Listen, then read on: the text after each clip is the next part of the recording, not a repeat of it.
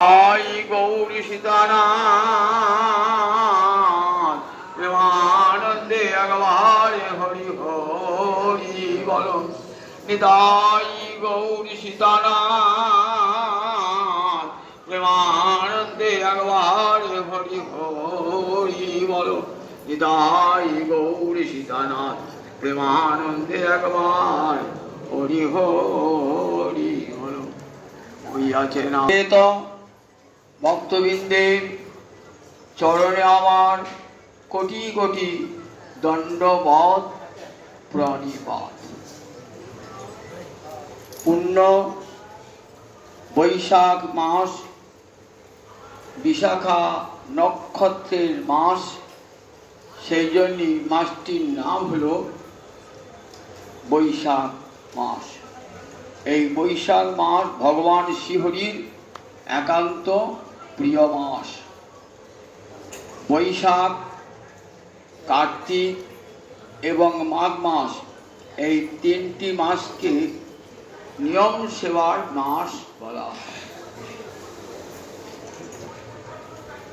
বৈশাখ মাসে দান, কার্তিক মাসে স্নান, কার্তিক মাসে বৈশাখ মাসে গান, কার্তিক মাসে স্নান, আর মাঘ মাসে স্নান, আর কার্তিকে গান। এই তিনটিকে বলে নিয়ম সেবার মাস। যেমন দামোদর মাস হয়, দামোদর ব্রত করি আমরা কার্তিক মাসে, তেমনি বৈশাখ মাসে একটা ব্রত হয়, সেই ব্রতের নাম কেশব ব্রত।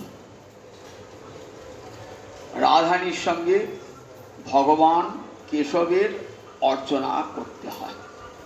গোবিন্দের একটি নাম কেশব, কারণ সমস্ত ক্লেশ নাশ করেন বলে গোবিন্দের একটা নাম হল কেশব। এই বৈশাখ মাসের সমস্ত দিনই প্রিয় বটে, কিন্তু এই বৈশাখ মাসের শুক্লপক্ষের তৃতীয়াটি, তৃতীয়াটি ভগবান শ্রীহরির একান্ত প্রিয় মাস, একান্ত প্রিয় তিথি। একান্ত প্রিয় তিথি কেন এই তিথিটি একান্ত প্রিয়? এই তিথিটি বরাহদেবের নাম শুনেছেন। বরাহ ভগবানের একটি অবতার। আমরা দশাবতার স্তোত্রে বরাহদেবের স্তুতি শুনি। বসতি দশন শিখরে তব লগ্না, শশিনী কলঙ্ক কলে মণিমগ্না, কেশবধৃত বরাহ রূপ জয় জগদীশ হরে। জয় জগদীশ হরে। বসতি যখন হিরণ্যাক্ষ দানব দেবতাদের উপর প্রবল অত্যাচার শুরু করে, ঋষিদের উপর অত্যাচার শুরু করে, পৃথিবীকে পর্যন্ত রসাতলে নিয়ে যায়। সব জল আর জল। কেশ ঋষিরা কোথায় কোন আশ্রমে ভগবানের স্তব করবেন? তখন দেবতারা গিয়ে ভগবানকে জানালেন। ভগবান বললেন, কোনো চিন্তা নাই, যথা সময়ে আমি আবির্ভূত হয়ে ওই হিরণ্যাক্ষ দানবকে বধ করে পৃথিবীকে রসাতল হতে তুলে আনব।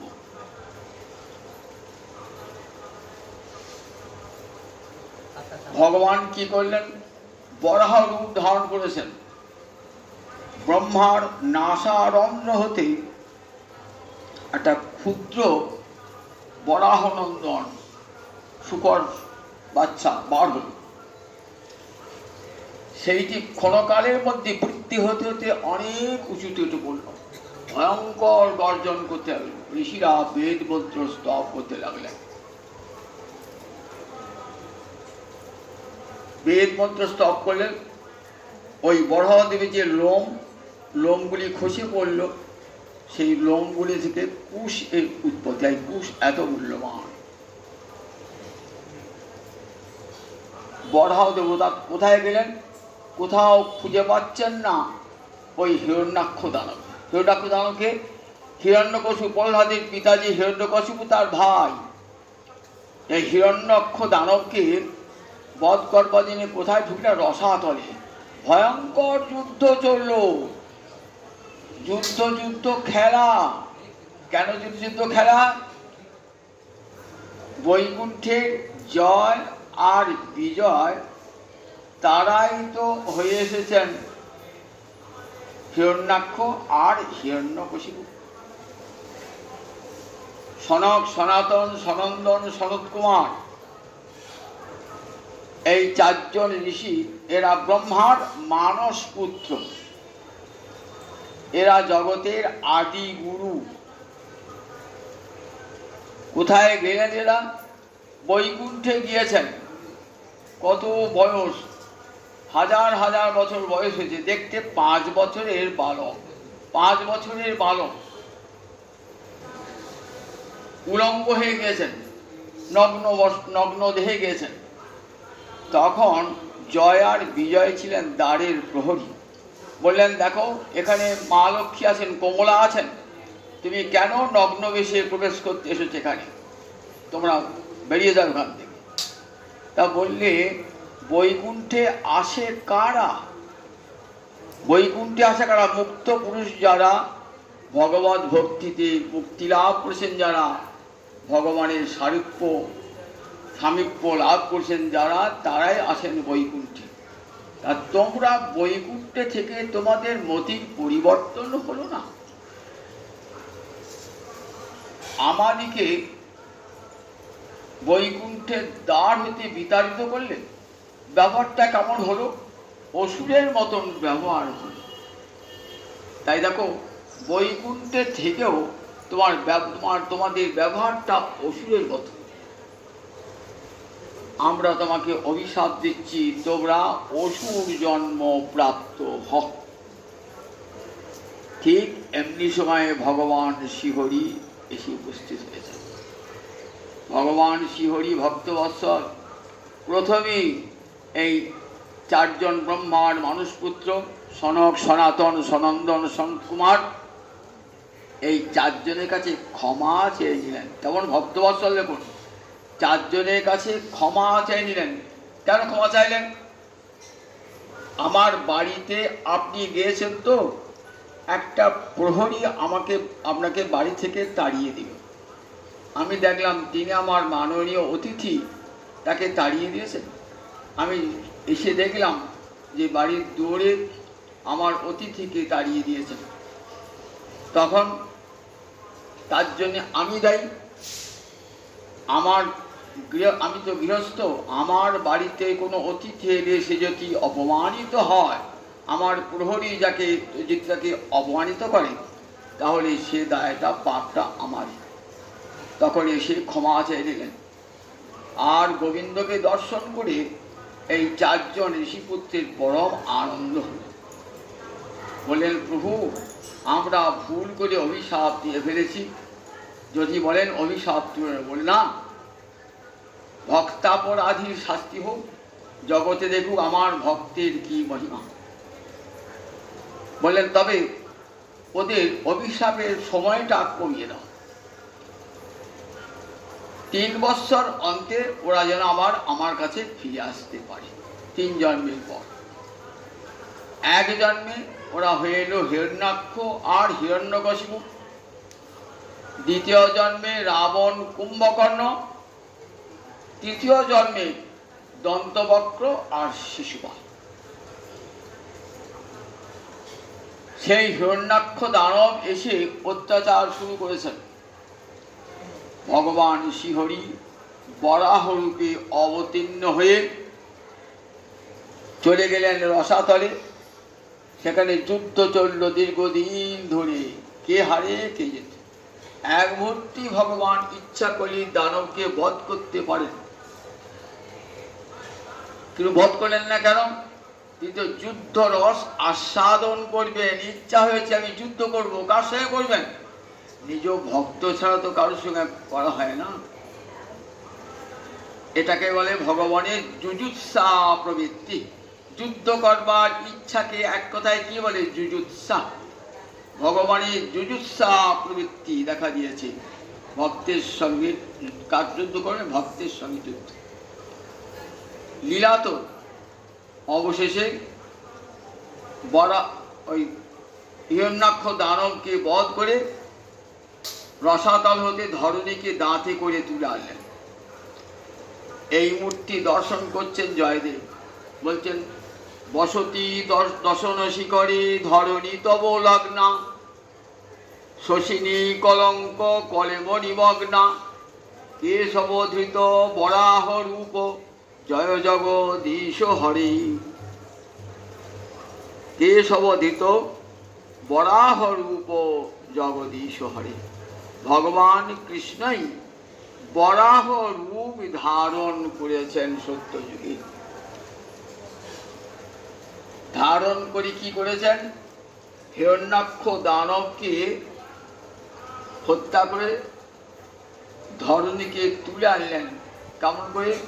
বলছে দশন শিখরে ধরণী তব লগ্না।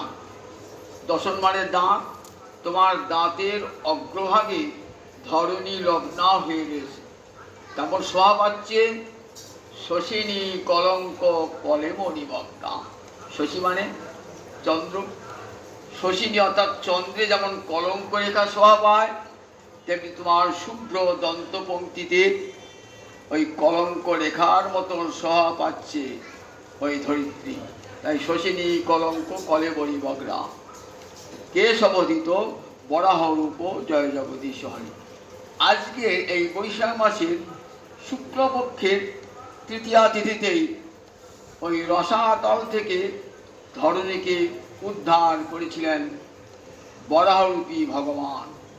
তখন এই বৈশাখ মাসের শুক্লপক্ষের তৃতীয়া তিথির প্রশংসা করে বলেছিলেন, এই তিথিতে যে তীর্থে স্নান করবে তার ফল হবে অক্ষয়, যে দান করবে তার ফল হবে অক্ষয়। যে কোনো পুণ্যকর্ম করুন, সেই পুণ্যকর্মের ফল হবে অক্ষয়। তাই তিথিটির নাম হল অক্ষয় তৃতীয়া। এই তিথিতেই পরশুরামের আবির্ভাব। পরশুরাম ভগবানের একটি অবতার। পরশুরামের পিতার নাম ছিল যমদগ্নি, মায়ের নাম ছিল রেণুকা। কার্তবীর্যার্জুন বলে এক ক্ষত্রিয় যমদগ্নির আশ্রম আক্রমণ করে। যমদগ্নির আশ্রমে একটা কামধেনু ছিল। কামধেনু মানে আপনি অন্তরে সেই ধেনুর কাছে, গাভীর কাছে যা কামনা করবেন তাই পাবেন, তাই তাকে বলে কামধেনু। আমাদের বশিষ্ঠের কামধেনু ছিল, ঠিক তেমনি যমদগ্নির কামধেনু ছিল।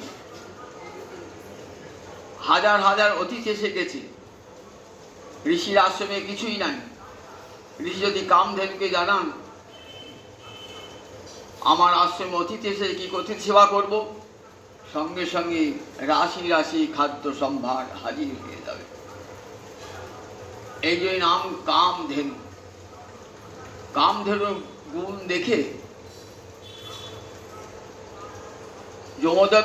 যমদগ্নির এই কামধেনু গুণ দেখে কার্তবীর্যার্জুন চাইলেন আমাকে এই কামধেনু দাও। বললেন না না, তা তো দেওয়া সম্ভব নয়, দেবে না তুমি। এই বলে কার্তবীর্যার্জুন ক্ষত্রিয় রাজা পরম অত্যাচার শুরু করে দিল। যমদগ্নিকে হত্যা করল। যমদগ্নিকে হত্যা করে আশ্রম লণ্ডভণ্ড করল। পুত্র পরশুরাম আশ্রমে ফিরে এসে দেখছি পিতার মৃত্যু ঘটেছে এবং আশ্রম লণ্ডভণ্ড করেছে।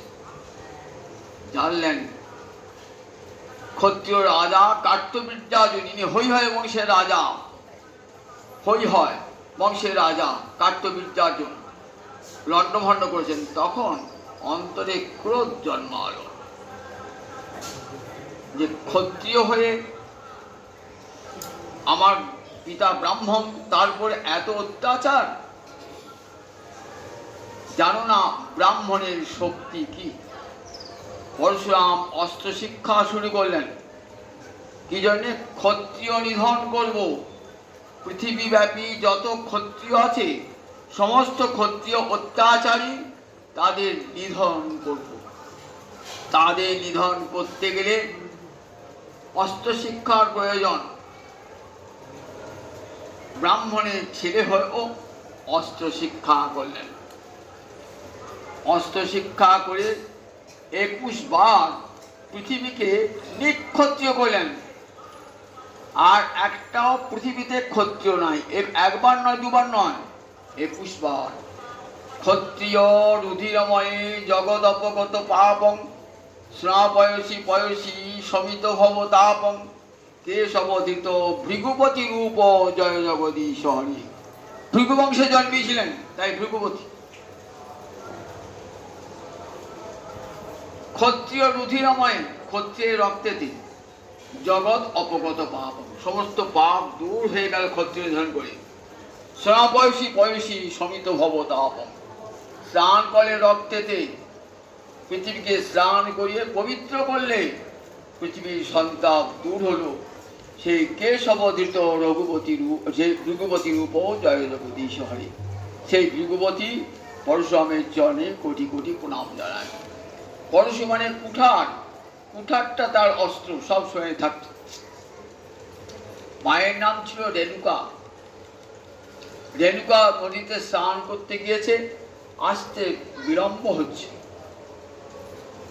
এক গন্ধর্বের রূপদর্শনে মুগ্ধ হয়েছেন। যমদগ্নি ধ্যানে জানলেন তার পত্নী অপর পুরুষের প্রতি আকর্ষণ অনুভব করেছেন। স্নান করে যখন এলো, রেণুকাকে বললেন, তুমি আমার আশ্রমে প্রবেশ করবে না। পরপুরুষের দৃষ্টিতে তুমি পড়েছো, সুতরাং তোমাকে আমি গ্রহণ করব না। যমদগ্নির আরো অনেক ছেলে ছিল, বলে, পিতা তুমি কিসে প্রসন্ন হবে? তা বলে, মাতাকে যদি হত্যা করতে হবে। মাকে কি করে হত্যা করি? মাকে কি করে হত্যা করি? অন্য কোনো ছেলে রাজি হলেন না। তখন পরশুরাম বললেন, পিতা আজ্ঞা গুরুনাং ঝ বিচারণীয়া। গুরুর আজ্ঞা নির্বিচারে পালন করতে হয়। পিতা স্বর্গ পিতা ধর্ম পিতা হি পরমং তপ পিতহি প্রতিমাপন্নে পুরন্তে সর্বদেবতা। পিতা স্বর্গ পিতা ধর্ম পিতায় পরম তপস্যা।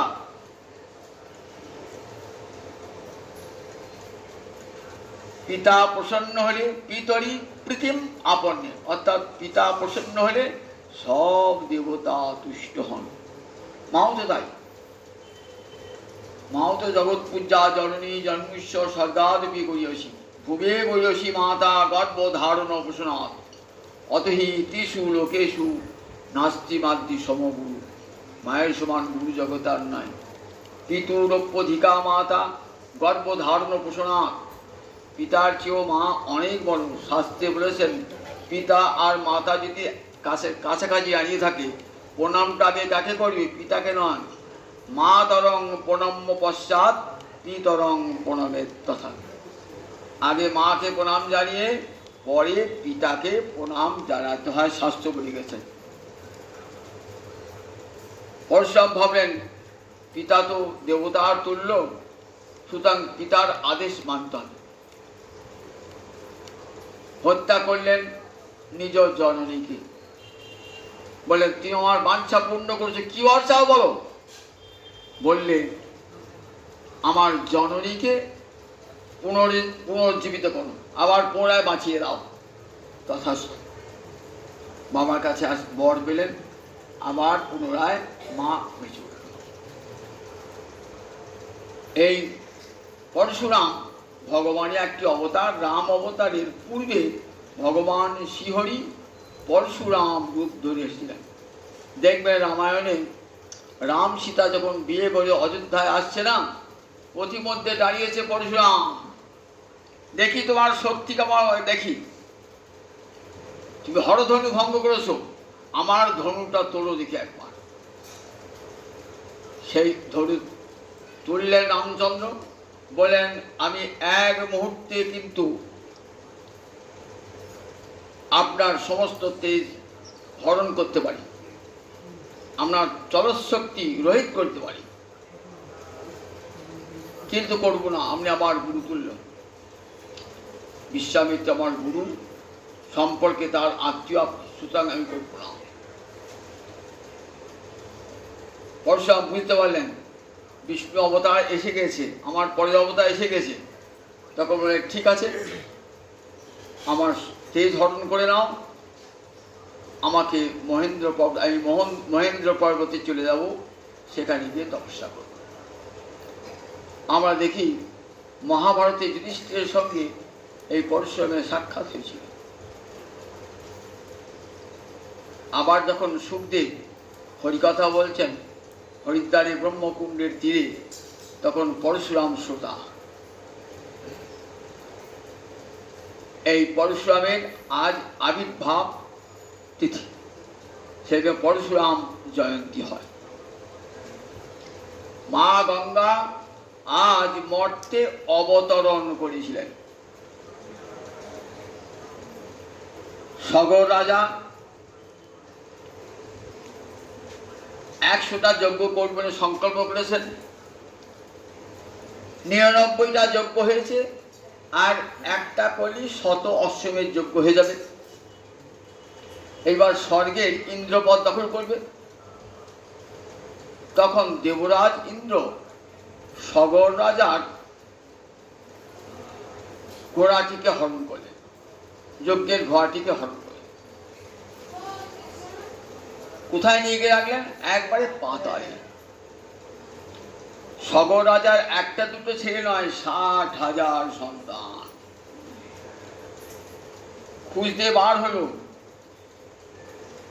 কোথায় আছে আমাদের অশ্বমেধ যজ্ঞের ঘোড়া, কোথাও খুঁজে পেলেন না। তখন এই 60,000 ছেলে মাটি খুঁড়তে লাগলো। মাটি খুঁড়ে যে খাত হয়েছিল না, সেটা সমুদ্রে পরিণত হলো। এই সপ্ত সমুদ্র, সেটার নাম সাগর। সগর রাজার পুত্র পৃথিবী খনন করে সাগর নির্মাণ করেছিলেন বলে নাম হচ্ছে সাগর। কোথায় গেলেন? দেখলেন পাতালে গিয়ে কপিল মুনি আশ্রম। কপিল মুনি ধ্যানে বসে আছেন, অশ্বটি বাঁধা আছে। ইন্দ্রের দূতেরা এসে অশ্বটি হরণ করে ওই মুনির আশ্রয়ে বেঁধে দিয়ে গেছে। যারা অপহরণকারী তাদের তো কোনো ঠিক ঠিকানাই পেলেন না।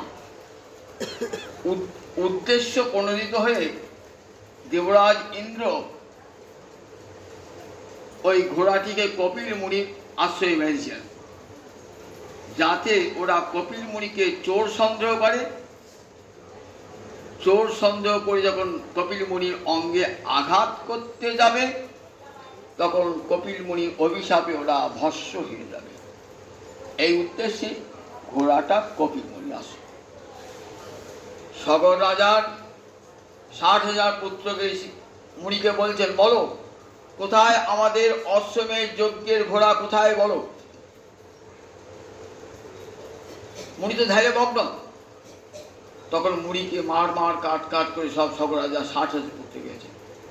ঋষির ধ্যান ভাঙল, ঋষির নয়নের অগ্নিতে 60,000 ছেলে ভস্মীভূত হয়ে গেল, ছাই হয়ে গেল। বুঝতে পারলেন সগর রাজা, এসে ক্ষমা প্রার্থনা করলেন, কি উপায়ে আমি আমার পুত্রগণকে উদ্ধার করতে পারবো। হাজার হাজার বছর তপস্যা করে জানতে পারলেন না। ওই বংশের অনেকেই এলেন, কেউ ওই 60,000 পুত্রকার উদ্ধার করতে পারলেন না। সব শেষে এলেন রাজা ভগীরথ, পরম কৃষ্ণ ভক্ত রাজা ভগীরথ। সেই রাজা ভগীরথ কঠোর তপস্যা করে শুনলেন। মুনিবর বললেন, মা গঙ্গাকে যদি পাতালে বয়ে দিতে পারো, তাহলে সেই গঙ্গার জলের স্পর্শে তোমার পুরোপুরি 60,000 জীবন ফিরে পাবে। কিন্তু গঙ্গাকে আনবেন কেমন করে? গঙ্গা তো গোলকে আছেন, স্বর্গে আছেন, তাকে আনবেন কেমন করে? ভগীরথ সুকঠোর তপস্যা করলেন, সুকঠোর তপস্যা। মা গঙ্গা, তুমি পৃথিবীতে অবতরণ করো। হরিপাদ পদ্ম নিশ্চিত হয়ে ওই মা গঙ্গা আসে। নারদ কীর্তনে পুলকিত মাধব, নারদের কীর্তনে রাধা মাধব এত পুলকিত হয়েছিলেন, অঙ্গ দিয়ে ঘর্মজল বার হয়েছিল, আর সেই ঘর্মজল চরণ ধৌত করে বৈকুণ্ঠে প্রবাহিত হয়েছিল। তাই গঙ্গাকে কি বলা হয়? গঙ্গাকে বলা হয় গোবিন্দের চরণধৌত জল। গোবিন্দের চরণধৌত জল আমরা কি করি? আমরা যখন ঠাকুরের পূজা করি, পূজা করার পর সেই চরণধৌত জল আমরা সেবন করি। সেবন করি কেন? সমস্ত ব্যাধি, আধি ব্যাধি দূর হয়ে যাবে বলে। সেই চরণধৌত জল গঙ্গা বয়ে আসছেন। কিন্তু আছেন তো স্বর্গে, স্বর্গের দেবতারা সেখানে নিত্য স্নান করেন। তাই গঙ্গা একটা নাম অলকানন্দা। স্বর্গের স্বর্গকে আনন্দ, স্বর্গবাসীগণকে আনন্দ দান করে। সেখান থেকে তো মর্তে নেমে আসবেন না। ভগীরথ হিমালয়ের উচ্চতম শৃঙ্গে বসে তপস্যা করতে আরম্ভ করেন। দীর্ঘকালীন তপস্যা। তখন দীর্ঘকালীন তপস্যায় সারা মা গঙ্গা দেখা দিলেন। বললেন, আমি যখন পৃথিবীতে যাব তখন আমার বেগ রূপ ধরবে কে? গঙ্গার সেই বেগ ধারণ করার ক্ষমতার কারো নাই। হিমালয়ের সিংহে মহাদেব তপস্যা করছে। এক মহাদেব ছাড়া সেই গঙ্গার বেগ ধারণ করবার ক্ষমতা কারো নাই। ভগীরথ এসে তপস্যা করলেন মহাদেবের। হেন আজ মহাদেবের পূজা হয়, আজ ধরিত্রীর পূজা হয়, আজ বিষ্ণু পূজা হয়। কঠোর তপস্যা করলেন। মহাদেব বললেন, কি চাস? বলে, মা গঙ্গা নেমে আসবে, আমার পূর্বপুরুষ মা গঙ্গার স্পর্শে আবার পুনরুজ্জীবিত হবে। তুমি কৃপা করো, যখন মা গঙ্গা নেমে আসবে তখন তুমি জানো তোমার জটায় মা গঙ্গার বেগটা ধরো। শিব তো মঙ্গলময়। ভগীরথীর প্রার্থনার চিত্ত বিগলিত হয়ে গেল। আশুতোষ নাম, যাকে একটা বিল্লপত্র দিলেই তুষ্ট হয়ে গেল। আশুতোষ কঠোর তপস্যায় খুব তুষ্ট হয়েছে। বললেন, বেশ, গঙ্গাকে আসতে বলো। গঙ্গা এলেন, প্রবল বেগে গঙ্গা আসছে। সর্বগঙ্গা মন্দাকিনী থেকে নেমে আসছে। ওই জল কমণ্ডলতে রেখেছিলেন কে? ব্রহ্মা। ব্রহ্মা রেখেছিলেন কমণ্ডলিতে ওই গোবিন্দ পরধৌত জল। বামন অবতারে যখন গোবিন্দের চরণ একটা ব্রহ্মলোকে গিয়ে পৌঁছিয়েছে না, তখন এই কমণ্ডলের জল দিয়ে গোবিন্দের চরণ ধৌত করেছিলেন। প্রবল বেগে নেমে আসছে। সমস্ত নদ নদী সমুদ্র ভাসিয়ে দিয়ে আসছে, প্রবল বেগে আসছে। এসে জন্মমুনি তপস্যা করছে। জন্মমুনি তপস্যা করছে, কঠোর তপস্যা। জন্মমুনির আশ্রমটা ভাসিয়ে দিয়েছে। বলে, তোর এত বড় স্পর্ধা গঙ্গা, তুই আমার আশ্রম ভাসিয়ে দিবি? দেখবি আমার শক্তি, দেখবি আমার তপস্যার শক্তি দেখবি। তখন এক গণ্ডুষ জল পান করে সমস্ত গঙ্গার জল শোষণ করলেন।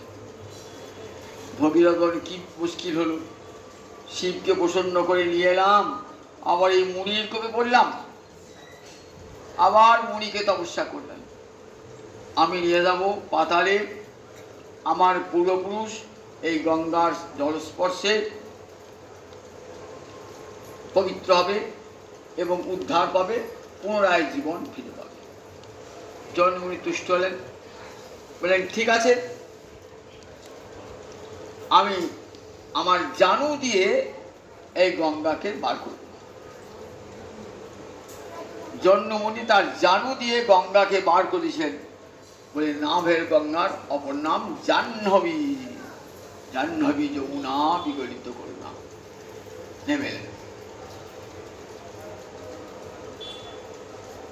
নেমেছে কোথায়? তাহলে স্বর্গে একটা মূর্তি, স্বর্গে একটা, এবার পাতালে যেতে গেলে তো মর্তে আসতে, আগে তো মর্তে আসতে হবে। পাতালে একটা তার মা গঙ্গা রূপ, স্বর্গে যে গঙ্গা রয়েছেন তার নাম মন্দাকিনী, আর মর্তে গঙ্গার নাম ভাগীরথী।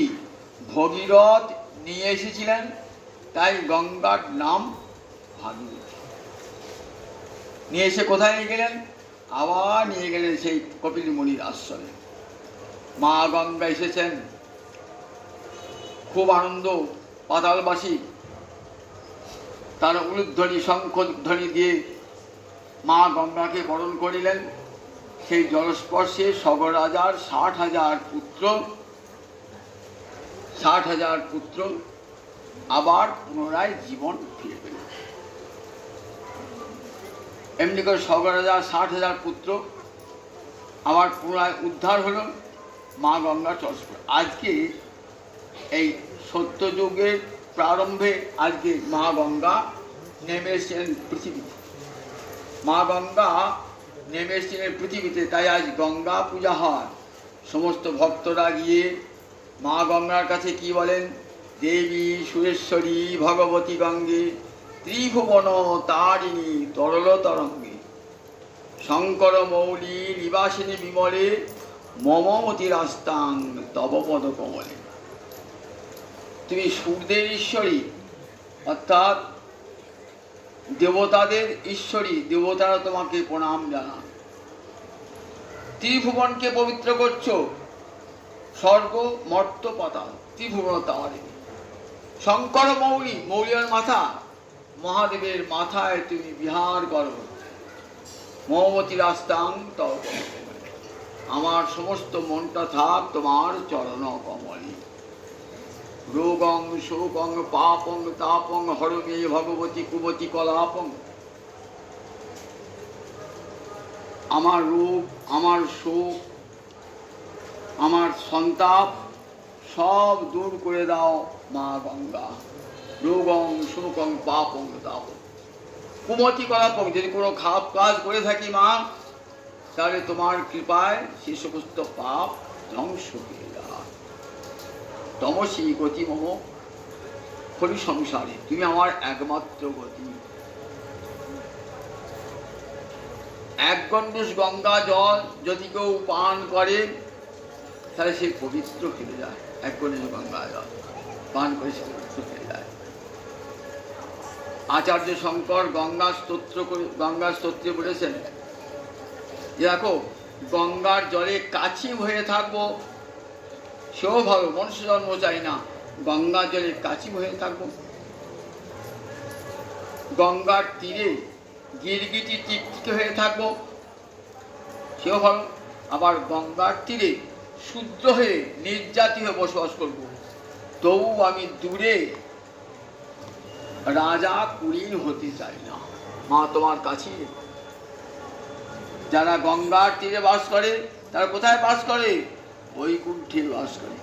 বৈকুণ্ঠে আমরা কোথায় বাস করছি? বৈকুণ্ঠে। বৈকুণ্ঠে কারা থাকে? যারা কৃষ্ণ ভক্ত জন, তারা বৈকুণ্ঠে। কাটোয়ায় রয়েছেন, অথচ ভগবানকে ভজেন না। কত বড় পাপ হচ্ছে বলুন দিকে একবার। মা গঙ্গা বয়ে চলেছেন, তাকে দর্শন করলে পাপ হয়ে যায়। গঙ্গার হাওয়াটা যদি আমরা গায়ে লেগে যাই, পবিত্র হয়ে যায়। এত করুণা মা গঙ্গার। বানের সময়তে মা গঙ্গা কত দূর চলে যাচ্ছে বলুন দেখি। আপনি গঙ্গা জলে চান করে এক ঘটি গঙ্গা জল নিয়ে এসে এই যা ভালো জায়গায় রাখতে, ভালো জায়গায় রাখতে হবে, খুব ভালো জায়গায় রাখার চেষ্টা করেন। আর সেই গঙ্গা যখন বন্যা দেখা দেয়, আপনার বাড়িটার বাথরুম শৌচাগার সেটা অপবিত্র স্থান, মা গঙ্গা সেখানে ঢুকে পড়েছে। আপনার বাড়ির নর্দমা, সে নর্দমাতে এসেছে। মাঝে পতিত পাবনি, পতিত যারা তাদেরকেও পবিত্র করে দেয়। মা গঙ্গার এত মহামহিমা। গঙ্গার উপর দিয়ে যদি কোনো পাখি উড়ে যায় তার মুক্তি হয়ে যায়। গঙ্গার এত মহামহিমা। গোবিন্দের চরণধব্য জল বলে গাঙ্গঙ্গা বাড়ি মনোহারি মুরারি চরণচ্যুতম। বাল্মীকি রামায়ণে বলছেন গাঙ্গঙ্গা বাড়ি মনোহারি মুরারি চরণচ্যুতম। বলছে গঙ্গার জল মুরারি অর্থাৎ গোবিন্দের চরণচ্যুত জল। ত্রিভুবন পবিত্র করে, সমস্ত পাপ বিনাশ করে। আজ সেই মা গঙ্গার অবতরণের দিন, তাই এই দিন থেকে আমরা গঙ্গা পুজো করে থাকি। সত্যযুগের শুরু হয়েছিল এই দিনটিতে। 4টে যুগ আছে তো, সত্য, ত্রেতা, দাপর, কলি। সত্যযুগে ধর্ম 4 পায়ে দাঁড়িয়ে আছে। সত্যযুগে কোনো অধার্মিক বা নাস্তিক ব্যক্তি ছিল না। সবাই কিন্তু ভগবান শ্রীহরির চরণ ধ্যান করতেন। সত্য ছাড়া তারা মিথ্যার পথে যাত্রা করতেন না। তাই যুগটার নাম হলো সত্য যুগ। শ্রীহরির চরণই একমাত্র সত্য, এই জ্ঞানে তারা গোবিন্দের উপাসনা করতেন এই যুগে। তাই এই যুগটা, সেই যুগটার নাম সত্য যুগ। সত্য যুগে এই আজকে শুরু, যেমন মাঘী পূর্ণিমায় কলিযুগের শুরু, ঠিক তেমনি আজ অক্ষয় তৃতীয়ার দিনে সত্য যুগের শুরু। আবার আজ থেকে চন্দন যাত্রা। চন্দন যাত্রা মানে জগন্নাথের অঙ্গে চন্দন লেপন করা হয়। গ্রীষ্মকাল তো, খুব গরম, তাই গোবিন্দ অঙ্গে চন্দন লেপন করা। আজ থেকে 21 দিন মনে রাখবেন। আজ থেকে আরম্ভ হয়ে 21টি দিন গোবিন্দ আপন আপন ঘরে যারা গোবিন্দ আছেন, গোপাল আছেন, প্রতিদিন চন্দন মাখাবেন। আজ থেকে 21 দিন চন্দন যাত্রা। যখন মাধবেন্দ্র পুরী গোপাল তুললেন বৃন্দাবনের মাটি থেকে, তখন বলছেন আমার অঙ্গ বড় উত্তপ্ত হয়ে আছে, মাধবপুরী আমাকে চন্দন এনে মাখান। কোথা থেকে চন্দন আনতে হবে? উড়িষ্যায় গেলেন চন্দন আনতে। উড়িষ্যায় গেলেন। উড়িষ্যায় গিয়ে যাওয়ার পথেতে আপনারা সেই ক্ষীরচোরা গোপীনাথ, উড়িষ্যার যমুনায় শুনেছেন যার কথা, ক্ষীরচোরা গোপীনাথ। গোপীনাথ ভক্তের জন্যে ক্ষীর চুরি করেছিল। গোপীনাথের ভোগ লাগানো হতো 12টা মাটির পাত্রে। ভোগটার নাম ছিল অমৃতকেলি। মাধবপুরী গিয়েছেন, অযাচক তো কাউকে কিছু চাইবেন না। গোপীনাথকে দর্শন করে খুব আনন্দ হলো। সন্ধ্যা আরতি কীর্তন হয়ে গেল। পুরোহিত দরজা বন্ধ করে দিলেন। মাধবপুরী বেরিয়ে এলেন। মনে মনে আশা করেছিলেন যে একটু অমৃতকারী ভোগ পেলে পারে আমি আমার গোপালকে সেই ভোগটা লাগাবো। কিন্তু পুরোহিত তো তাকে চিনতেই পারলেন না, কিছু দিলেন না। গ্রামের হাটে বসে হরে কৃষ্ণ কৃষ্ণ কৃষ্ণ হরে হরে, হরে রাম রাম রাম হরে হরে, এই নাম জপ করছেন। রাত প্রায় শেষ হতে চলেছে। পুরোহিত স্বপ্ন দেখছে। গোপীনাথ বলছে আমার ভক্ত এসেছিল, সে একটু মনে মনে প্রসাদ যাচনা করেছিল, তাকে তুই প্রসাদ দিস নাই, আমি তার জন্যে 1 ভাঁড় অমৃতকারী আমার ধরার আঁচলে লিখিয়ে গেছি। পুরী যখন গুনে নিয়ে আসেন না, 12টা করে নিয়ে আসেন তো, আবার 12টাই গুনে নেন। গোবিন্দ মায়া 11টা লিখেছেন তো, 11টা কি 12টা মনে হচ্ছে। বুঝতেই পারলেন না যে একটা ভাঁড় চুরি হয়ে গেছে। রাত্রে গিয়ে দেখছেন, দরজা খুলে ভোর রাতে দেখছেন এক ভাঁড় অমৃতকেলি ধরার আঁচলে লুকানো। অবাক হয়ে গেলেন। আমি তো গুনে নিয়ে গেলাম 12টা, আবার কি করে একটা চুরি হলো? 12টা গুনে গেলাম। কৃষ্ণ মায়া দেখুন কেমন বিভ্রান্তি এসে গেছে। কোথায়? মাধবপুরী। চিনি না মাধবপুরীকে। রাত্রিবাতি বেরিয়ে পড়লেন, তখন অনেক রাত, পুরো প্রভাত হতে অনেকটা দেরি। সেই অমৃতকারী ভাঁড়টি নিয়ে সর্বত্র ঘুরে বেড়াচ্ছেন। কোথায় আছো মাধবপুরী, কোথায় আছো মাধবপুরী, কোথায় আছো মাধবপুরী? নামটিও জানিয়ে দিয়েছেন গোপীনাথ। দেখছেন গ্রামের হাটে এক জায়গায় বসে আর সাধু বাবা কীর্তন করছেন, হরে কৃষ্ণ কৃষ্ণ কৃষ্ণ হরে হরে, হরে রাম রাম রাম হরে হরে। আচ্ছা, তোমার নাম মাধবপুরী? হ্যাঁ হ্যাঁ, আমার নাম মাধবপুরী। এই তোমার জন্যে গোপীনাথ এক ভাঁড় অমৃতকারী ধরার আঁচলে লুকিয়ে রেখেছে। কথাটা শুনেই তো একবার মূর্ছিত হওয়ার অবস্থা, চোখের জলে ভাসছে। এত করুণা গোপীনাথের। আমি তো মনে মনে প্রসাদ চেয়েছিলাম, এই নাও তোমার সেই প্রসাদ দিলাম। সেই প্রসাদ খেলেন, খেয়ে আবার ভাঁড়টা ভেঙে আর তোমার বহির্বাসে বেঁধে চলে এলেন। মাধবপুরী চলে এলেন, নাম ভেবে সেইতে ক্ষীরচোরা গোপীনাথ। এইবার রাজাকে জানিয়েছেন, রাজা গোপালের জন্য চন্দন কাঠের ব্যবস্থা করে দিয়েছেন। চন্দন যখন নিয়ে যাবেন না, আবার একবার গোপীনাথকে দর্শন করতে গিয়েছেন।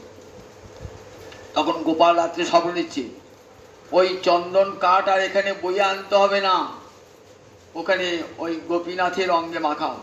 গোপীনাথের অঙ্গে মাখানো হলে আমার অঙ্গেই মাখানো হবে। ওইখানে কাঠের চন্দন কাঠে বোঝা নামিয়ে দিলেন। আজ থেকে 21 অক্ষয় তৃতীয়ার দিন থেকে 21টি দিন জগন্নাথ পুরীতে খুব ধুম হয়। চন্দন যাত্রা উৎসব, মহাপ্রভু বিশাল উৎসব করতেন এই চন্দন যাত্রা উৎসব। প্রতিদিন জগন্নাথকে চন্দন মাখানো হয়। সমস্ত বৈষ্ণব মন্দিরে রাধা গোবিন্দকে চন্দন মাখানো হয়, জগন্নাথকে চন্দন মাখানো হয়। যেখানে যেখানে বিষ্ণুমূর্তি শালগ্রাম মূর্তি আছেন সর্বত্র চন্দন মাখানো হয় 21টি দিন পর পর। জ্যৈষ্ঠ মাসের স্নান যাত্রার পুরো পর্যন্ত চন্দন মাখানো হয়। তাই আজকে চন্দন যাত্রা দিন। আজ এই এতগুলি পুণ্যকর্মের সমারোহে এই অক্ষয় তিথি, আজ যা কিছু দান করবেন, যা স্নান করবেন, যে কোনো পুণ্যকর্ম করবেন, তার ফলটি হবে অক্ষয় ফল হবে। তাই তিথিটির নামই হলো অক্ষয় তিথি। পূর্ণ বৈশাখ মাস, সেই বৈশাখ মাসে দান ধর্ম বড় জিনিস। কিন্তু দানটি কেমন করবেন? দেখবেন গীতায় বলা আছে 3 প্রকারের দান: সাত্ত্বিক দান, রাজসিক দান, তামসিক দান। সাত্ত্বিক দান কাকে বলে? দেশে কালে চ পাত্রে, দেশ বিচার করে, কাল বিচার করে, পাত্র বিচার করে দানটি করতে হবে, যাতে দানটি সার্থক হয়। একটা মাতাল দরিদ্র যে আমার কাছে এলেন, আমি তাকে 10টা দিলেন, সঙ্গে সঙ্গে সে মদে ভাটি চলে গেল। তাহলে সে তার যে মদ খেয়ে পাপটা হলো সেটা আমরা কেউ স্পর্শ করি। অসৎ উপায়ে দান করলেন, যে অসৎ উপায়ে টাকাটা লাগে, অর্থ খরচ করবে, তাকে যদি দেন, তার যে পাপটা সেটা পাপটা আমরা লাগে। আর উপযুক্ত দেশে দুর্ভিক্ষ লেগেছে, বড় করুন, অনেক লোক খেতে পাচ্ছে না, তখন সেখানে গিয়ে দান করলেন, খাদ্য, অর্থ, বস্ত্র দান করলেন, সে দানটা সার্থক হল।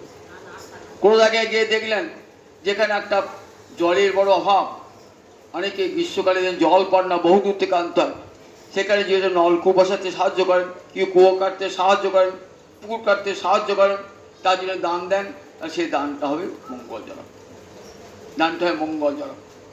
কোনো পীড়িত ব্যক্তি, আতুর ব্যক্তি, চিকিৎসা করাতে পারছে না, অর্থের বিনিময়ে তাকে যদি কিছু দান করেন, সেটা পুণ্য কর্ম হয়ে যাবে। একেবারে খেতে পায় না, দিন দরিদ্র, তাকে যদি কিছু দান করেন, সে দানটা সার্থক হবে। তাই উপযুক্ত পাত্রে, উপযুক্ত দেশে, উপযুক্ত কালে দান করতে যথাসময়েতে। গোবিন্দ সেবায় দান করলেন, সে দানটা অক্ষয় হয়ে থাকলো। বিষ্ণু সেবায় বৈষ্ণব সেবায় লাগালেন, সে দানটা চিরকালে যেন অক্ষয় হয়ে থাকলো। সেই নিয়ে বৈশাখ মাসে দান একটা বড় ধর্ম। বৈশাখে দান, কার্তিকে গান, মাঘে স্নান। বৈশাখে দান ধর্ম সবচেয়ে বড় ধর্ম। একবার মহাভারতে দান ধর্মের মহিমা বর্ণিত হয়েছে। দান কত বড়, সবাই দান করতে পারে না। আর দান এমনভাবে করবেন গোপনে, কেউ যেন জানতে না পারে। নিজের নামে ঢেরা পিটিয়ে যদি দান করেন, সে দানটা ব্যর্থ হয়ে যায়। রবীন্দ্রনাথের কালান্তর বলে একটা প্রবন্ধ সংকলন গ্রন্থ আছে, সেখানে একটা প্রবন্ধ আছে লোকহিত। রবীন্দ্রনাথ বলছেন, বড় কখনো ছোটর উপকার করতে পারে না, তার সে অধিকার নাই। বড় যদি ভাবে, ধনী ব্যক্তি যদি হয় আমি ধনী, আমি একটা গরিবকে টাকা দিয়ে আমি নিজের নাম কিনলাম, প্রতিষ্ঠা লাভ করলাম, বললেন তাকে কি হলো, তাকে তো দান দিলে তার মান সম্মানটা পর্যন্ত কেড়ে নিলেন। আবার তার কাছে কি দাবি করছো, সে যেন আমার প্রতি কৃতজ্ঞ থাকে। তার শাস্ত্রে বলেছেন, কোনো প্রত্যুপকারে আশা না রেখে যে দান, নিঃস্বার্থ ভাবে যে দান, যার কাছে কোনো প্রকারে কোনো উপকার পান নাই এমন যে দান, এবং গুপ্ত হবে যে দান, সেই দান সার্থক দান। উপযুক্ত দেশে উপযুক্ত কালে যে দান হয়, সে দান সাত্ত্বিক দান। এই সাত্ত্বিক দানটি করতে হয়, রাজসিক তামসিক নয়। গীতায় পড়ে দেখবেন 3 প্রকারের তপস্যা, 3 প্রকারের দান, 3 প্রকারের যজ্ঞ, 3 প্রকারের আহার, কত সুন্দর করে সব বলা আছে। এগুলো তো আমরা কেউ পড়ি না বা জানবার চেষ্টাও করি না। গীতাটি বলে যদি আর কিছু না পড়ে, শুধু গীতাটি পড়েন, সব জানা হল, সমস্ত বৈদিক তথ্যাদি জানা হল। আজ তো 8টা 7 বেজে গেছে, সুতরাং আমাকে পাঠ করতে দেবে না। জয় নিতাই। আজকে আমার আগামী এদিন সব উদ্যোগ সব জয় নিতাই।